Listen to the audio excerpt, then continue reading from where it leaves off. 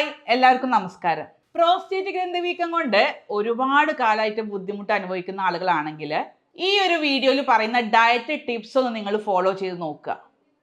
മാസങ്ങൾക്കുള്ളിൽ തന്നെ ഒരുപാട് നല്ല ചേഞ്ചസ് നിങ്ങൾക്ക് ശരീരത്തിൽ ഉണ്ടാവാനുള്ള സാധ്യത വളരെ കൂടുതലാണ്.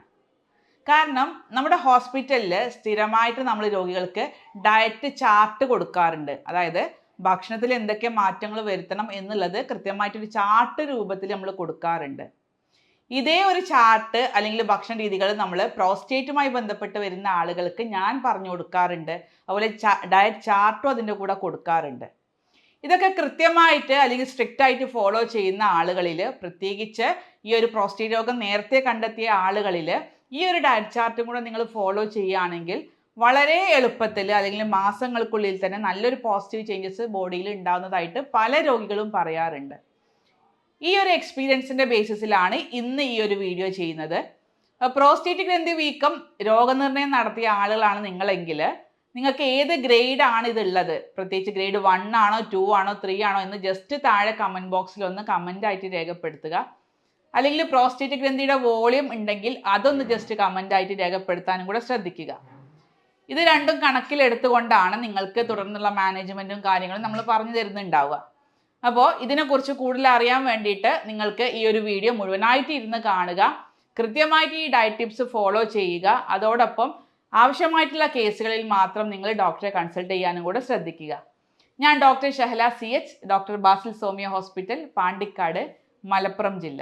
പ്രോസ്റ്റേറ്റിൻ്റെ വിഷയമുള്ള പല ആളുകളും പറയാറുള്ളത്, ഡോക്ടറെ ഇതൊരു രോഗമായിട്ടൊന്നും ഞാൻ കാണുന്നില്ല, പക്ഷെ വളരെയധികം മാനസികമായിട്ട് ഒരുപാട് വിഷമം ഉണ്ടാക്കുന്നുണ്ട്. പ്രത്യേകിച്ച് ഒരു യാത്ര ചെയ്യാൻ കഴിയില്ല, അല്ലെങ്കിൽ മറ്റുള്ളവരുടെ കൂടെ കൂട്ടത്തിൽ കൂടാൻ കഴിയുന്നില്ല, കുറേ നേരം ബാത്റൂമിൽ അല്ലെങ്കിൽ മൂത്രമൊഴിക്കാൻ സമയം കണ്ടെത്തേണ്ടി വരുന്നുണ്ട്. ഇത്തരത്തിൽ ഒരുപാട് മാനസികമായിട്ടുള്ള വിഷമങ്ങളാണ് ശാരീരിക ബുദ്ധിമുട്ടുകളെക്കാളും ഇതിൽ പേഷ്യൻസ് പറയാറുള്ളത്. അപ്പോൾ അത്തരം ആളുകൾക്കൊക്കെ ഈ ഒരു രോഗം നേരത്തെ കണ്ടെത്തിയിട്ട് ഈ ഒരു ഭക്ഷണ കാര്യങ്ങൾ ശ്രദ്ധിക്കുകയാണെങ്കിൽ ഒരുപാട് മാറ്റങ്ങൾ നിങ്ങൾക്ക് ഈ ഒരു രോഗാവസ്ഥയിൽ മാറ്റങ്ങൾ കാണാൻ കഴിയും. അപ്പം അത്തരത്തിലുള്ള കുറച്ച് കാര്യങ്ങളാണ് പറയുന്നത്. ഇതിൽ ഏറ്റവും പ്രധാനപ്പെട്ട നമ്മൾ ശ്രദ്ധിക്കേണ്ട ഒരു കാര്യം, ഈ ഒരു പ്രോസ്റ്റേറ്റ് ഗ്രന്ഥി വീക്കം എന്ന് പറയുന്നത് നമ്മുടെ ഹോർമോണൽ ചേഞ്ചസ് കൊണ്ട് വരുന്ന രോഗമാണ്. നമുക്കറിയാം പുരുഷ ഹോർമോണായിട്ടുള്ള ടെസ്റ്റോസ്റ്റിറോൺ എന്ന് പറയുന്ന ഹോർമോൺ നമുക്കറിയാം ഒരുപാട് മാറ്റങ്ങൾ ഈ ഗ്രന്ഥിക്കകത്ത് ഉണ്ടാക്കുന്നുണ്ട്.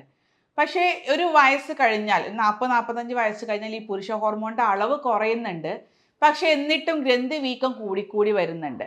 അതെന്തുകൊണ്ടായിരിക്കും എന്ന് വെച്ചാൽ ഈ ടെസ്റ്റോസ്റ്റിറോൺ എന്ന് പറയുന്ന ഹോർമോണ് മാറിയിട്ട് DHT എന്ന് പറയുന്ന പുതിയൊരു ഹോർമോണിലേക്ക് മാറും.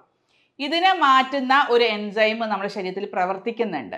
അപ്പോൾ ഈ എൻസൈമിൻ്റെ പ്രവർത്തനം അധികരിക്കുമ്പോഴാണ് നമുക്ക് ഗ്രന്ഥി വീക്കം കൂടുതലായിട്ട് വരുന്നത്. ഇപ്പോൾ പല ഡ്രഗ്സുകളിലും അല്ലെങ്കിൽ പല മരുന്നുകളിലും ഇതേ ഒരു ആക്ഷനാണ് നടക്കുന്നത്. അതായത് ഈ ഒരു ടെസ്റ്റോസ്റ്റിറോണിനെ ഈ DHT ആക്കി മാറ്റുന്ന ആ ഒരു പ്രോസസ്സ് അല്ലെങ്കിൽ ആ ഒരു എൻസൈംസിൻ്റെ പ്രവർത്തനം കുറക്കാനുള്ള ഡ്രഗ്സുകളാണ് പല ഡോക്ടർമാരും തരാറുള്ളത്. അല്ലെങ്കിൽ ഇതിനെ ബ്ലോക്ക് ചെയ്യുന്ന പല മരുന്നുകളാണ് സ്ഥിരമായിട്ട് പല ആളുകളും കഴിച്ചു വരുന്നത്.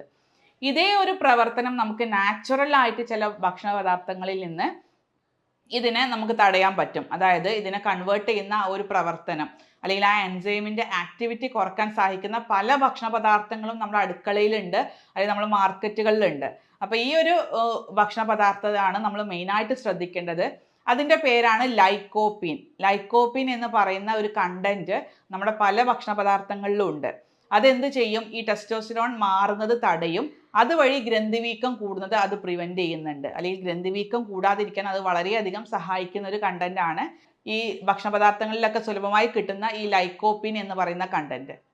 അപ്പോൾ ലൈക്കോപ്പീൻ ഏതിലൊക്കെയാണ് കൂടുതലായിട്ട് കണ്ടുവരുന്നത്, ആ ഭക്ഷണങ്ങളാണ് നമ്മൾ കൂടുതലായിട്ട് ഇത്തരം രോഗികൾ കഴിക്കേണ്ടത്. അതിൽ ഏറ്റവും സുലഭമായിട്ട് കിട്ടുന്ന ഒരു ഭക്ഷണ പദാർത്ഥമാണ് തക്കാളി. തക്കാളി എന്ന് പറയുമ്പോൾ പ്രത്യേകിച്ച് അത് വേവിച്ച് കഴിക്കുകയാണെങ്കിൽ അതിൽ നമ്മൾ അതിൻ്റെ ലൈക്കോപ്പിൻ്റെ അവൈലബിലിറ്റി കൂടുതലായിട്ട് കൂടുന്നുണ്ട്.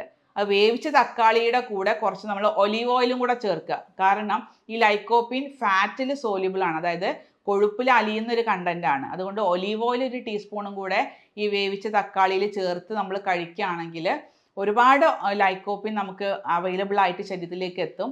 നമുക്ക് ഈ ഒരു പ്രോസ്റ്റേറ്റ് ഗ്രന്ഥി വീക്കത്തിൻ്റെ നീർക്കെട്ടും ഗ്രന്ഥി വീക്കത്തിൻ്റെ അളവൊക്കെ കുറക്കാനും അത് വളരെയധികം സഹായിക്കുന്നുണ്ട്. നല്ലൊരു ആൻറ്റി ഓക്സിഡൻ്റ് ആണ്. അതുപോലെ തന്നെ നീർക്കെട്ടിനെ കുറക്കാൻ സഹായിക്കുന്ന ഒരു ആൻറ്റി ഇൻഫ്ലമേറ്ററി പ്രോപ്പർട്ടി ഉള്ള ഒരു കണ്ടൻറ്റും കൂടിയാണ് ഈ ലൈക്കോപ്പീന്. നമുക്ക് തക്കാളി പല രൂപത്തിൽ വേവിച്ച് കഴിക്കാം. തക്കാളി പേസ്റ്റ് ആക്കിയിട്ട് ഉപയോഗിക്കാം, അല്ലെങ്കിൽ തക്കാളി ടൊമാറ്റോ കെച്ചപ്പ് ആക്കിയിട്ട് നമുക്ക് നാച്ചുറലായിട്ട് വീട്ടിലുണ്ടാക്കിയ ഇത് ഉപയോഗിക്കാം. അതുപോലെ തന്നെ തക്കാളി കൂട്ടാനായിട്ട് വേണമെങ്കിൽ ഉപയോഗിക്കാം. ഇതൊക്കെ ആഴ്ചയിൽ 1-2 തവണ കൃത്യമായിട്ട് ഉപയോഗിക്കാനും കൂടെ ശ്രദ്ധിക്കുക. അതോടൊപ്പം നമുക്ക് ഇതുമായി ബന്ധപ്പെട്ടുള്ള മറ്റ് ഭക്ഷണ പദാർത്ഥങ്ങളാണ് സിങ്ക് അടങ്ങിയിട്ടുള്ള ഭക്ഷണങ്ങൾ. പ്രത്യേകിച്ച് നമ്മുടെ കടൽ മത്സ്യങ്ങളിൽ അതിൽ ഏറ്റവും പ്രധാനപ്പെട്ട ഒന്നാണ് കല്ലുമ്മക്കായ. കല്ലുമ്മക്കായയിലൊക്കെ ഒരുപാട് സിങ്ക് ഉണ്ട്. അത് പ്രോസ്റ്റേറ്റ് ഗ്രന്ഥി വീക്കം കുറയ്ക്കാൻ വളരെയധികം സഹായിക്കുന്നുണ്ട്. അതുപോലെ തന്നെ കടൽ മത്സ്യങ്ങൾ, അയില, മത്തി പോലെയുള്ള കടൽ മത്സ്യങ്ങൾ, അതിൽ omega-3 ഫാറ്റി ആസിഡ്സും നല്ലപോലെ ഉള്ളത് കൊണ്ട് നമുക്ക് ഇത്തരം രോഗങ്ങളെ പ്രിവെൻറ്റ് ചെയ്യാൻ വളരെയധികം സഹായിക്കുന്ന ഭക്ഷണങ്ങളാണ്. അതുപോലെ നട്ട്സ്, സിങ്കിൻ്റെ കണ്ടന്റ് ഉള്ള നട്ട്സുകൾ, പ്രത്യേകിച്ച് ബദാം, വാൾനട്ട് പോലെയുള്ള നട്ട്സുകൾ, അല്ലെങ്കിൽ മത്തൻകുരു, അല്ലെങ്കിൽ കടല, പരിപ്പ് വർഗ്ഗങ്ങൾ പോലെയുള്ള പച്ചക്കറികളും ഇത്തരം ആളുകൾ ഉപയോഗിക്കുന്നത് വളരെയധികം നല്ലതാണ്. പച്ചക്കറികളിൽ പ്രത്യേകിച്ച് ക്യാബേജ്, കോളിഫ്ലവർ, ബ്രൊക്കോളി പോലെയുള്ള ക്രൂസിഫറസ് ഇനത്തിൽപ്പെട്ട പച്ചക്കറികൾ ധാരാളം ഉപയോഗിക്കുക. അത് പ്രോസ്റ്റേറ്റ് ക്യാൻസറിനെ തടയാൻ വളരെയധികം സഹായിക്കുന്നുണ്ട്. അതുപോലെ തന്നെ ചായ, കാപ്പിക്കൊക്കെ പകരം ഗ്രീൻ ടീ ഉപയോഗിച്ച് തുടങ്ങുക. ഗ്രീൻ ടീ വളരെയധികം നല്ലതാണ്, നല്ലൊരു ആൻറ്റി ഓക്സിഡൻറ്റും കൂടിയാണ്. അതുപോലെ ഫ്രൂട്ട്സിൽ നമുക്ക് ബെറി ഐറ്റംസ് ആണ് കൂടുതലായിട്ട് ഉപയോഗിക്കേണ്ടത്. പ്രത്യേകിച്ച് നമ്മുടെ മുന്തിരി, കറുത്ത മുന്തിരി, അല്ലെങ്കിൽ സ്ട്രോബെറി, ബ്ലൂബെറി എന്ന് പറയുന്ന ബെറി ഐറ്റംസിലുള്ള ഒരുപാട് ഫ്രൂട്ട്സുകൾ ഉണ്ട്. അതെന്തിനെ സഹായിക്കും? നമ്മുടെ നീർക്കെട്ടിനെ കുറയ്ക്കാൻ സഹായിക്കുന്നുണ്ട്. അതുപോലെ തന്നെ ഗ്രന്ഥിവീക്കം കുറച്ച് ക്യാൻസറിനൊക്കെ പ്രിവെൻറ്റ് ചെയ്യാൻ അത് വളരെയധികം സഹായിക്കുന്ന ഒന്നാണ്. അതുപോലെ ലൈക്കോപ്പിൻ കൂടുതലുള്ള ക്യാരറ്റ്, തണ്ണിമത്തന്, അതുപോലെ മുന്തിരി, അതുപോലെ തക്കാളി, ഇത്തരം പച്ചക്കറികളും ഫ്രൂട്ട്സുകളും ധാരാളം മാർക്കറ്റിൽ അവൈലബിൾ ആണ്, അല്ലെങ്കിൽ നമ്മുടെ വീട്ടിലും തൊടിയിലൊക്കെ ഇഷ്ടംപോലെ കിട്ടുന്ന ഭക്ഷണങ്ങളാണ്. ഇതൊക്കെ നേരത്തെ ഇവരൊക്കെ കഴിച്ച് തുടങ്ങുകയാണെങ്കിൽ നമുക്ക് ഒരു പരിധി വരെ ഈ ഗ്രന്ഥിവീക്കത്തേക്ക് കുറച്ചു കൊണ്ടുവരാൻ പറ്റും. മരുന്നുകളുടെ ഉപയോഗം കുറച്ചു കൊണ്ടുവരാൻ പറ്റും. ഈ ഭക്ഷണ പദാർത്ഥങ്ങൾ കൃത്യമായിട്ട് നിങ്ങൾ ഭക്ഷണത്തിൽ ഉൾപ്പെടുത്തുക. ഒരാഴ്ചയിൽ 2 തവണയെങ്കിലും കൃത്യമായിട്ട് ഇത് ഉൾപ്പെടുത്തി കഴിഞ്ഞാൽ ഒരു പരിധിവരെ ബുദ്ധിമുട്ടുകൾ കുറച്ചു കൊണ്ടുവരാൻ പറ്റും. മാനസികമായിട്ട് ഒരുപാട് വിഷമങ്ങൾ അല്ലെങ്കിൽ ബുദ്ധിമുട്ടുകൾ കുറക്കാനും ഈ ഒരു ഭക്ഷണ പദാർത്ഥങ്ങൾ കൊണ്ട് കഴിയാറുണ്ട്. ഇനി നിങ്ങൾ തീർച്ചയായിട്ടും ഒഴിവാക്കേണ്ട 4 ഭക്ഷണങ്ങളുണ്ട്. പ്രോസ്റ്റേറ്റ് രോഗനിർണയം നടത്തി കഴിഞ്ഞാൽ നിങ്ങൾ തീർച്ചയായിട്ടും അല്ലെങ്കിൽ നിർബന്ധമായിട്ടും ഒഴിവാക്കേണ്ട 4 ഭക്ഷണങ്ങളും കൂടെ ഉണ്ട്. അത് കൃത്യമായിട്ട് ശ്രദ്ധിക്കുക. അതിൽ ഏറ്റവും പ്രധാനപ്പെട്ട ഒന്നാണ് പാലുൽപ്പന്നങ്ങൾ. പ്രത്യേകിച്ച് വയസ്സായിട്ടുള്ള ആളുകൾ, പ്രായമായിട്ടുള്ള ആളുകളൊക്കെ പാൽച്ചായയൊക്കെ സ്ഥിരമായിട്ട് കഴിക്കുന്നത് കാണാറുണ്ട്, അല്ലെങ്കിൽ പാലിൻ്റെ ഉൽപ്പന്നങ്ങൾ സ്ഥിരമായിട്ട് കുടിക്കുന്നത് കാണാറുണ്ട്. അപ്പോൾ പാലുൽപ്പന്നങ്ങളും പരമാവധി ഒഴിവാക്കുക. ഇത് പറയാൻ കാരണം ഈ പാലിൽ ഒരുപാട് ഗ്രോത്ത് ഹോർമോൺസ് ഉണ്ട്, നമ്മുടെ വളർച്ചയ്ക്ക് സഹായിക്കുന്ന ഒരുപാട് ഹോർമോണുകൾ ഉണ്ട്. അത് ഇതുപോലെ പ്രോസ്റ്റേറ്റ് ഗ്രന്ഥിയുടെ വീക്കം കൂടെ കൂട്ടാൻ കാരണമാവുന്നുണ്ട്. അപ്പോൾ പാലുൽപ്പന്നങ്ങൾ, പ്രത്യേകിച്ച് ചീസ്, ബട്ടർ, അല്ലെങ്കിൽ യോഗർട്ട്, അതൊക്കെ അതിൽ പെടുന്നതാണ്. പരമാവധി അതിൻ്റെ ഉപയോഗം കുറക്കാൻ ശ്രദ്ധിക്കുക. അതുപോലെ രണ്ടാമത്തെ ഒരു കാര്യം എന്ന് പറയുന്നത് omega-6 അടങ്ങിയിട്ടുള്ള വെജിറ്റബിൾ ഓയിൽസ്, നമ്മുടെ പ്രത്യേകിച്ച് സൺഫ്ലവർ ഓയിൽ, അതുപോലെ തന്നെ കനോല ഓയിൽ, അല്ലെങ്കിൽ സോയാബീൻ ഓയിൽ, ഇത്തരത്തിലുള്ള വെജിറ്റബിൾ ഓയിൽസിലൊക്കെ ഒരുപാട് omega-6 ഫാറ്റി ആസിഡ്സ് ഉണ്ട്. അത് നമ്മുടെ ശരീരത്തിൽ ഒരുപാട് നീർക്കെട്ട് ഉണ്ടാക്കുന്നുണ്ട്. അപ്പോൾ അത്തരം വെജിറ്റബിൾ ഓയിൽസ് പരമാവധി കുറക്കുക. പ്രത്യേകിച്ച് സൺഫ്ലവർ ഓയിലൊക്കെ പൂർണ്ണമായിട്ട് ഒഴിവാക്കുന്നതാണ് നല്ലത്. അതൊക്കെ സ്ഥിരമായിട്ട് കൂടുതൽ ക്വാണ്ടിറ്റിയിൽ നമ്മുടെ ശരീരത്തിലേക്ക് എത്തിക്കഴിഞ്ഞാൽ ഒരു പരിധി വരെ, അല്ലെങ്കിൽ ഒരു പരിധി വിട്ട് അതിൻ്റെ നീർക്കെട്ട്, പ്രോസ്റ്റേറ്റ് ഗ്രന്ഥിയുടെ നീർക്കെട്ട് ഉണ്ടാക്കാനും ബുദ്ധിമുട്ടുകൾ കൂട്ടാനും അത് കാരണമാവുന്നുണ്ട്. മൂന്നാമത്തെ ഒരു ഭക്ഷണം എന്ന് പറയുന്നത് പഞ്ചസാര, അല്ലെങ്കിൽ നമ്മുടെ സ്റ്റാർച്ച് കൂടുതലുള്ള ഭക്ഷണങ്ങൾ, പ്രത്യേകിച്ച് ബേക്കറി ഐറ്റംസ്, മധുര പലഹാരങ്ങൾ, അല്ലെങ്കിൽ മൈദ കൊണ്ടുണ്ടാക്കിയ സ്നാക്സുകൾ, അല്ലെങ്കിൽ പാസ്ത, പേസ്ട്രി പോലെയുള്ള മധുര പലഹാരങ്ങൾ, ഷുഗർ കണ്ടന്റ് ഉള്ള ഭക്ഷണങ്ങളും ഒഴിവാക്കുന്നതാണ് ഏറ്റവും നല്ലത്. അതുപോലെ തന്നെ അമിതമായിട്ടുള്ള ഉപ്പുള്ള ഭക്ഷണങ്ങൾ കഴിക്കുന്നവരാണെങ്കിൽ അത് കുറക്കാനും കൂടെ ശ്രദ്ധിക്കുക. നാലാമത്തെ ഒരു ഭക്ഷണം എന്ന് പറയുന്നത് സോയാബീൻ ആണ്.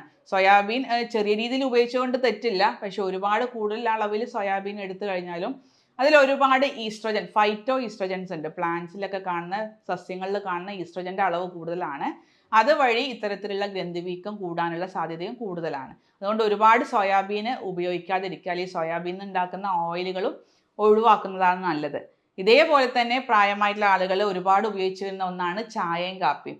ചായയും കാപ്പിയും ഒരു പരിധി വിട്ട് 3-4 ഗ്ലാസ് അല്ലെങ്കിൽ 5-6 ഗ്ലാസ് കഴിക്കുന്ന ആളുകളുണ്ട്.